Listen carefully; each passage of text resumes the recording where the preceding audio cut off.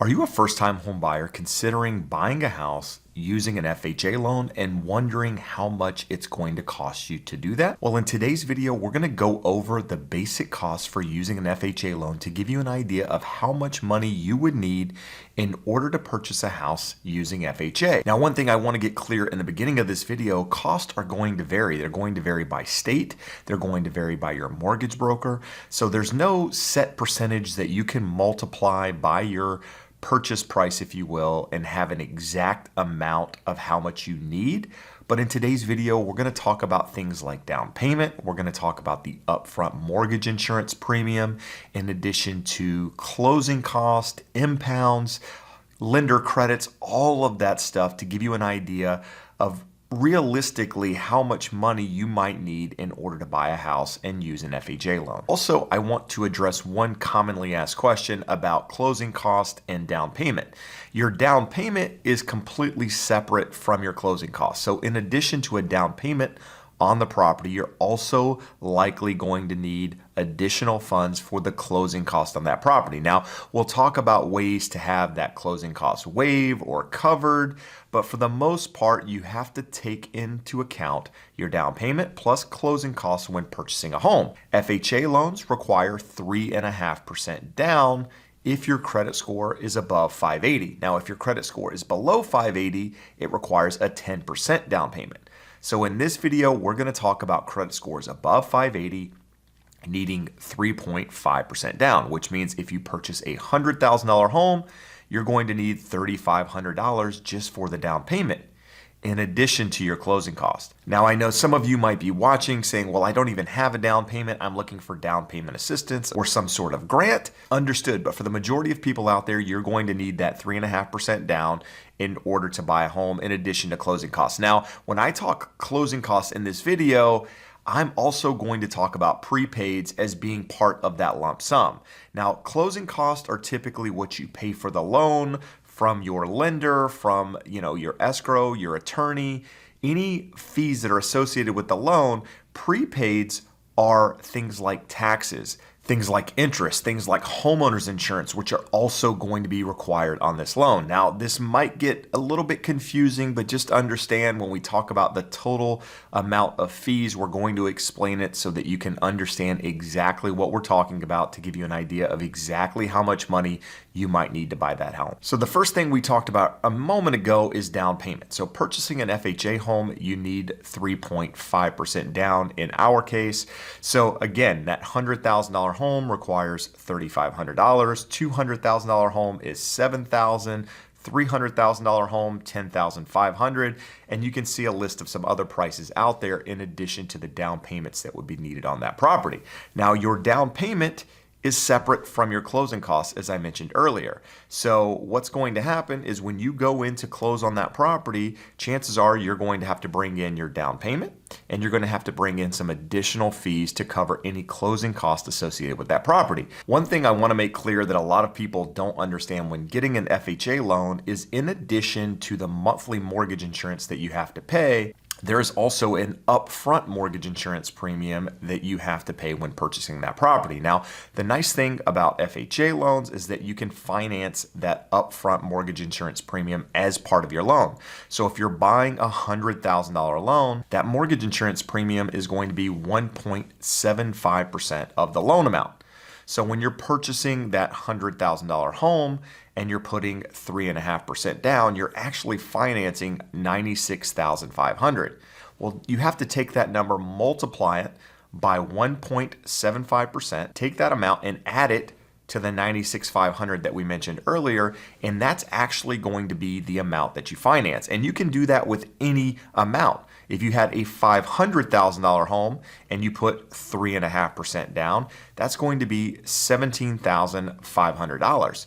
Well, you subtract that off the $500,000, multiply it by 1.75%, add it back to that baseline amount. That's going to give you the amount that you finance. So when you put 3.5% down and you look at the amount you're financing, it's actually going to be different because chances are you're going to finance that upfront mortgage insurance premium into the loan versus paying it out of pocket. Now, you can pay it out of pocket if you want.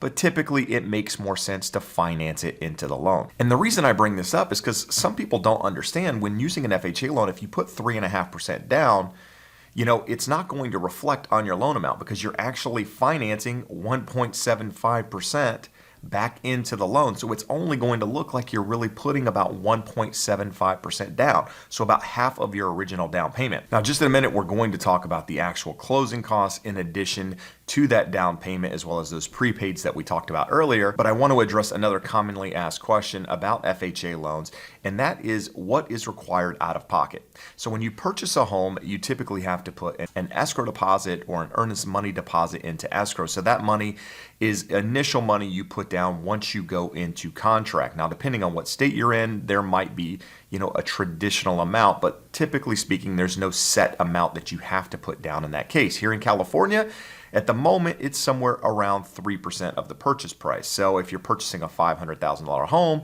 you're putting around $15,000 as your earnest money into escrow. Now, this is money that comes off the down payment, off the closing costs at the end of closing. This isn't in addition to those fees. So at the end, hypothetically, you had $50,000 that you needed to bring in for your down payment, your closing cost, whatever. That $15,000 that I mentioned would come off that, so you would have to bring in the remainder of that balance. Outside of that earnest money fee that I mentioned a moment ago, the only fee that you should expect to pay out of pocket for your loan is an appraisal fee. Now, depending on what market you're in, how quickly you need the appraisal, you might pay anywhere from $400, $450 upwards of $1,000 in this market for the appraisal. And that is a fee that has to be paid out of pocket, can be paid through a credit card or what have you, but it does have to be paid before closing in most cases. Now, sometimes your lender might pay that fee, but traditionally speaking, it is going to be a fee that you're required to pay. So you're going to have to pay that fee up front. And if the property doesn't appraise or you decide not to move forward, that's a fee that is gone. You don't get that money back. Whereas your earnest money, there are certain contingencies, certain things that have to take place in order for your money to be at risk. Whereas the appraisal, once it's paid, that is a fee that you're not going to get back. Now, in addition to that, and this isn't really talking about the loan, but you should also expect to pay for a home inspection fee out of pocket as well. That is a fee that you cannot finance, just like the appraisal. Now let's take a moment here and talk about closing costs. Now, when I talk about closing costs, I'm going to be talking about, title escrow fees up front. Then I'm going to be talking about prepaids. Then I'm going to kind of lump it into all, one big fee, if you will, to give you an idea of what you should expect to pay. And then we'll talk about some ways that you might be able to cover those costs without having to pay them out of pocket. Now, as I mentioned earlier, depending on where you're located, your fees are going to vary. They're going to vary not only by your loan amount, but they're likely going to vary by your state. And there are different factors that are thrown in there that change these fees. But here in the state of California, your closing cost on a purchase, the majority of them outside of your title and escrow fees are going to be paid by the seller. Fees like your real estate agent's commission, fees like your home warranty, things like the natural hazard disclosure that we have here in California, those are going to be paid by the seller. So those aren't fees that you are going to pay as a buyer, but you are going to pay fees like an escrow fee, a settlement fee for having a third party facilitate the transaction. Depending on your state, that might be an attorney that facilitates that transaction. We also have title fees. These are fees that are associated with making sure there's a clear title on that property when you're purchasing it for the lender's sake, right? The lender wants to make sure that you're not buying a property that has liens on the title. So you have to make sure that there's a clean title on that property. In addition, you might have things like notary fees, and then some of these ancillary fees that I call junk fees, like a loan tie-in fee, a wire transfer fee, courier fees, these small fees that make up the fees that an escrow company might charge, like here in the state of California, that makes up their total fees. Now, again, it's going to vary by state, but those fees are probably going to be somewhere around 1% of your purchase price. Now, again, it's going to vary state by state, but 1% is probably a good number just based on those fees. In addition to that, you're also going to have prepaid fees that I mentioned earlier. These are things like taxes, insurance that are due, any interest on the loan that might be due. Now, when getting an FHA loan, something that FHA requires are something called impounds. Impounds are where you include your taxes and insurance every single month with your mortgage payment so that when your property taxes are due, they're paid by the escrow company so that you don't have to pay that money out of pocket. And it also protects the lender so that the lender knows that the county is actually getting the taxes paid so that there's no risk of foreclosure coming back and taking the property because you haven't paid your taxes on it. So impounds are a way to protect the lender and also to help you make sure that those taxes get paid. Now, depending on when you close, there is going to be a set number of months that they require on those impounds. As of right now, in the month of December, they're collecting about 5 to 6 months worth of taxes that go into that impound account so that when your property taxes are due, there's enough in that account to actually pay what's due on those taxes. And then every single month when you make your mortgage payment, you're including those taxes and insurance again, which are again going to that account and continuing to build it. So when the next payment's due, there's money in there for that payment. So for example, if your property taxes were going to be somewhere around $500 per month and you were closing in the month of December, they're going to collect somewhere around $2,500 to $3,000 for your property taxes. Now, some people are going to go, that's crazy. Why would they do that? Again, it's to set up that impound account so that there's money there to pay the county when those taxes are due. And a lot of people don't take that into consideration when they're talking, money due at closing. These aren't real closing costs because they're not associated with the lender or the escrow company. They're considered prepaid items. But for this video, like I mentioned, I'm lumping them in because they are going to be things due at the close of escrow. In addition to those taxes that are impounded, you're also going to have your homeowners insurance that's impounded as well. This is your hazard insurance, covers fire on your property, that sort of thing.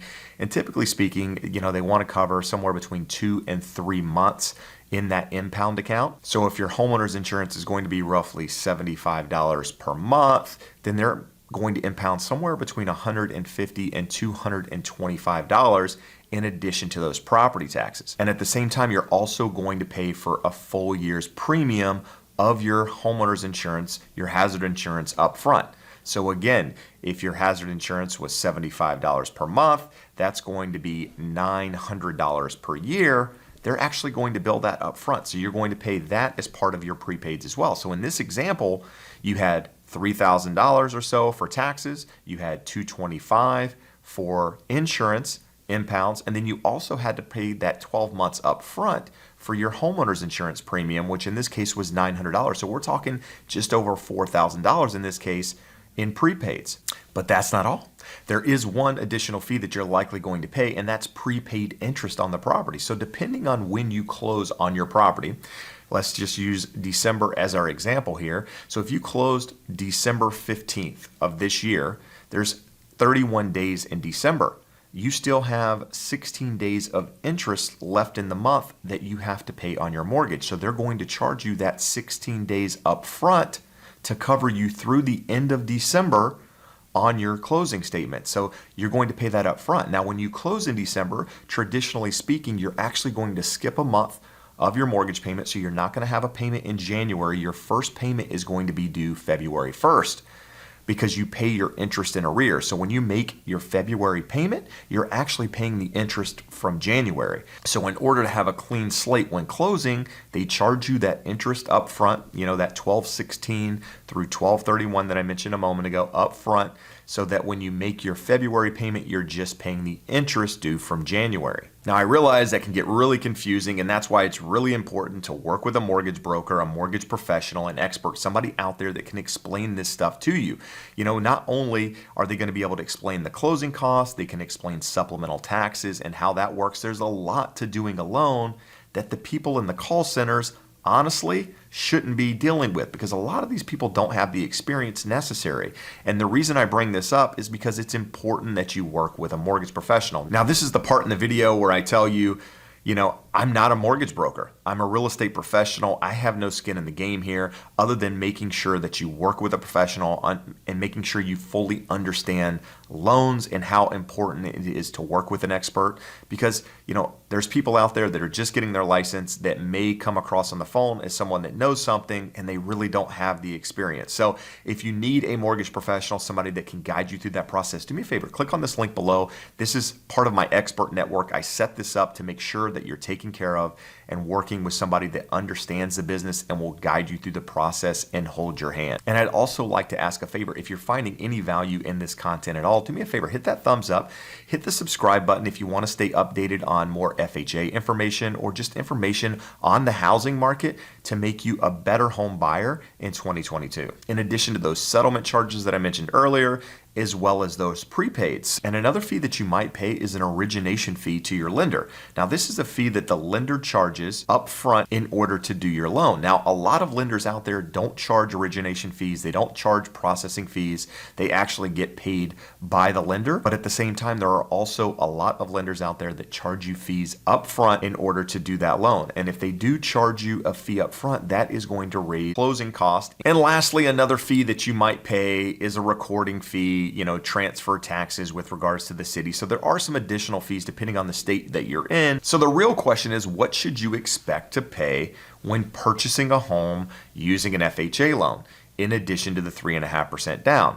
I would say that you probably need somewhere between 2 and 3% to cover your closing cost, including your prepaids here in the state of California. Now, I know there are states like New York that have really high settlement charges, really high closing costs, so that fee may be higher than 3% in addition to your down payment.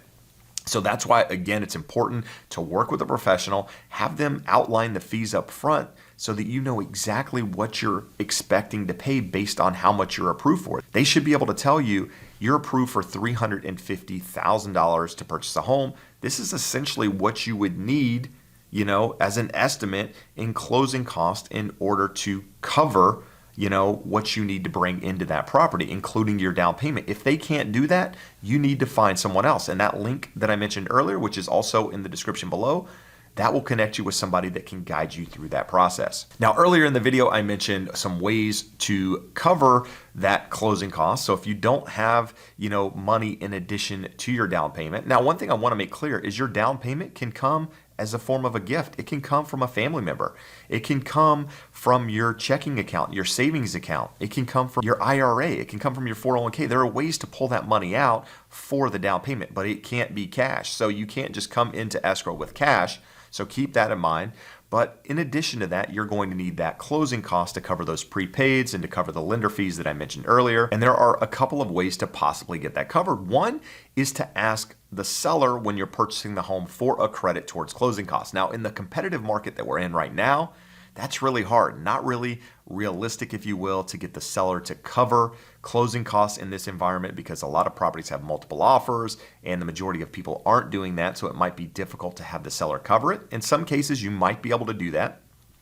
Another case is having your lender give you a credit towards closing costs. And you might say, well, how does that work? Well, in some cases, you can take a slightly higher rate. So if the lender is offering you, say, 3% on your mortgage, you might be able to take a slightly higher rate, say 3.125% or 3.25%, and have that lender give you a credit back towards those closing costs, which could equate to thousands of dollars. So you might run that by your lender to see if that's an option. That way you don't have to bring that money in towards the closing cost. Now, I realize I just threw a lot of information at you. And one thing I will stress again is why it's so important to work with an expert, work with a professional, someone that can guide you through the process, explain this stuff to you. So if you're still watching this and wondering how do you qualify for an FHA loan, what are the credit score requirements, how long do you need to be on your job, do me a favor, check out this video here. I outline the FHA loan requirements for 2022 in more detail. But for now, I appreciate you taking the time to watch. I appreciate all the support. Hope to see you again soon. Have a great day. Bye-bye.